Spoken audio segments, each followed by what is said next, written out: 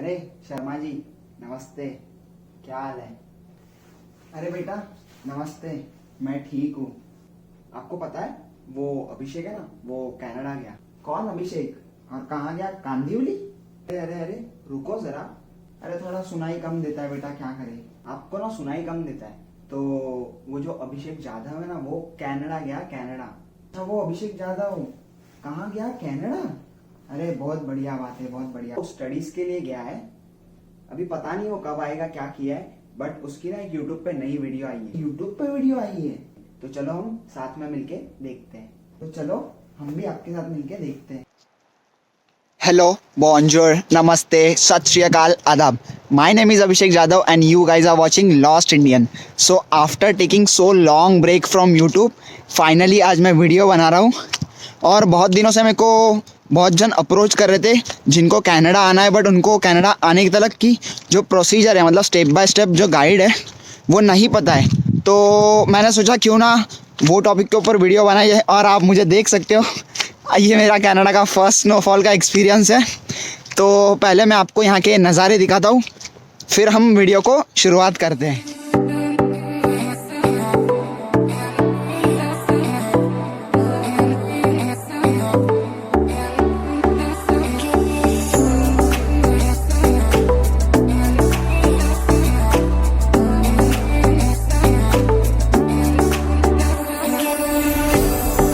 India से Canada आने के लिए सबसे पहले और मेन इम्पॉर्टेंट स्टेप आती है आपका एकेडमिक स्टडी। इधर आपको 12th कंप्लीट करनी है या फिर आपकी ग्रेजुएशन की स्टडीज़ कंप्लीट करनी है। इफ़ सपोज़ आप 12th में हो या ग्रेजुएशन कर रहे हो तो आपको सिर्फ वो कंप्लीट नहीं करनी है वो स्टडीज़, उसके साथ साथ आपको अच्छे स्कोर करने हैं। मतलब आपका एकेडमिक अच्छा होना चाहिए। अगर आपका एकेडमिक अच्छा रहेगा तो आपको कैनेडियन कॉलेजेस में जो एडमिशन लेने की प्रोसेस है वो इजी हो जाएगी। और मोस्टली कॉलेजेस में जो मिनिमम रिक्वायरमेंट होती है वो 60% से अबव होती है। तो आप ट्राई करना अच्छा स्कोर करने की। एंड उसके बाद जो यूनिवर्सिटीज़ की रिक्वायरमेंट ज़्यादा होती है, तो मेक श्योर करें आप इधर 12th कर रहे हो या ग्रेजुएशन कर रहे हो तो आपकी एकेडमिक अच्छी होनी चाहिए। तो अब बात करते हैं हम स्टेप नंबर 2 की। तो स्टेप नंबर 2 में आ जाता है आपकी IELTS की एग्ज़ाम। तो IELTS क्या होता है? IELTS एक बेसिकली एंट्रेंस एग्ज़ाम होता है, जैसे कि उसका फुल फॉर्म है international English language testing system. तो ये आपकी जो इंग्लिश की प्रोफिशिएंसी है उसकी टेस्ट होती है। तो बेसिकली इसमें 4 मॉड्यूल्स होते हैं, listening, reading, writing and speaking. तो ये टेस्ट देने के बाद आपको मतलब ये हर एक मॉड्यूल्स में मिनिमम 6 बैंड्स स्कोर करने होते हैं। तो मतलब SDS कैटेगरी में आपकी वीज़ा की फ़ाइल लग सकती है। और इसमें आपको अगर चाहिए तो मैं IELTS के ऊपर एक अलग से वीडियो बनाऊंगा। तो अगर आपको उसकी इन्फॉर्मेशन चाहिए तो आप कमेंट करके बता सकते हो, सो दैट मैं उसके ऊपर एक वीडियो बना दूं तो आपका स्टेप 2 IELTS हो जाए। तो मैं इसमें एक बोनस टिप बताना चाहता हूँ कि अगर आप 12th कर रहे हो या ग्रेजुएशन कर रहे हो तो बहुत लोग क्या करते हैं, इवन मैंने भी ऐसा ही किया था कि मैंने पहले मेरी एकेडमिक स्टडीज़ कंप्लीट कर ली थी, फिर उसके बाद IELTS की कोचिंग लगाई थी एंड फिर IELTS की स्टडी स्टार्ट की थी। बट आपके लिए, मैं आपके टाइम सेव करने के लिए मैं ये चीज़ बताना चाहता हूँ कि आपको पहले अगर 12th कर रहे हो ग्रेजुएशन तो उसी के साथ साथ IELTS की कोचिंग भी स्टार्ट कर दो, सो दैट आपका जो टाइम है वो बच जाएगा। जो जैसे आपका 12th का रिजल्ट आ जाएगा उसी के साथ साथ आपका IELTS का भी रिजल्ट आपके पास रेडी रहेगा। तो मतलब आप एप्लीकेशन कॉलेजेस में एप्लीकेशन करने के लिए रेडी रहते हो। ये 2 स्टेप होने के बाद आपकी 3rd स्टेप आती है, आपको कंसल्टेंट ढूंढना होता है। तो आपने कंसल्टेंट ढूंढ लिया तो उसके साथ मेन क्या बात करनी होती है वो मैं आपको बताता हूँ।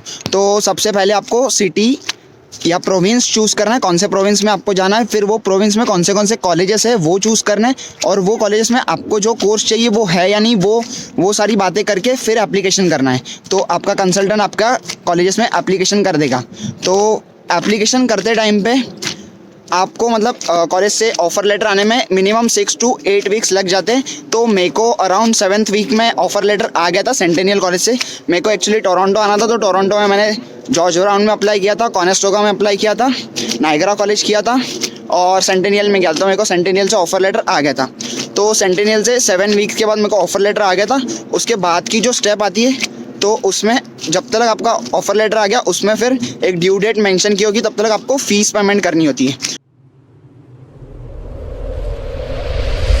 फीस पेमेंट करने में 2 स्टेप से इधर आप पर्टिकुलर एप्लीकेशन फ़ीस पे करके आपकी सीट बुक कर सकते हो, या फिर आपको पूरी पेमेंट करनी होती। तो मैं आपको बता दूं, जब भी आपने एप्लीकेशन कॉलेजेस में कर दी तो वो टाइम के साथ साथ ही आप आपकी फ़ीस अरेंज करना स्टार्ट कर दो, मतलब आपका टाइम बच जाता है। तो विद इन 1 मंथ के पीरियड में हम लोग ने फ़ीस अरेंजमेंट कर दी थी, फिर मैंने पूरी फ़ीस पे कर दी थी, मतलब मेरा एडमिशन कन्फर्म हो गया था।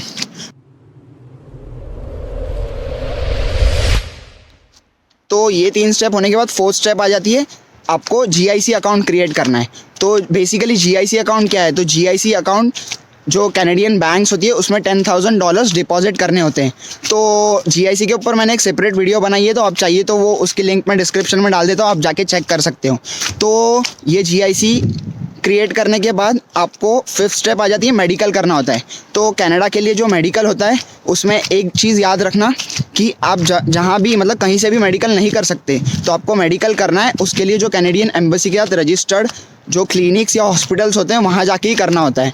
तो ये 5 स्टेप मतलब आपकी एकेडमिक 12th या ग्रेजुएशन का रिजल्ट, उसके बाद IELTS, उसके बाद ऑफ़र लेटर कॉलेज से, उसके बाद फ़ीस पेमेंट, और फिर 5th आता है GIC। तो ये चीज़ें होने के बाद आपकी एक perfect file with set of documents ready हो जाते हैं। तो आप आपके एजेंट के साथ वीज़ा एप्लीकेशन करने के लिए रेडी रहते हो। तो ये सारी चीज़ें मिला के आपका एजेंट है जो IRCC जो है इमिग्रेशन रेफ्यूजी की जो वेबसाइट है उस पर आपका एक अकाउंट क्रिएट करता है और आपकी वीज़ा की फ़ाइल लग जाती है।